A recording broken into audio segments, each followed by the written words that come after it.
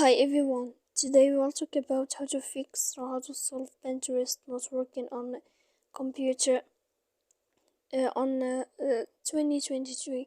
To know how to fix or how to solve Pinterest not working on computer 2023, you should just go to settings like this. You will click. After that, you will go to apps, default apps, app settings. When you will see this list, you will go down to find the application of Pinterest and you will enter. Then you will go to click for stop. When you will end this, you will enter to storage. After that, you will click clear cache. Then you will go to click clear data.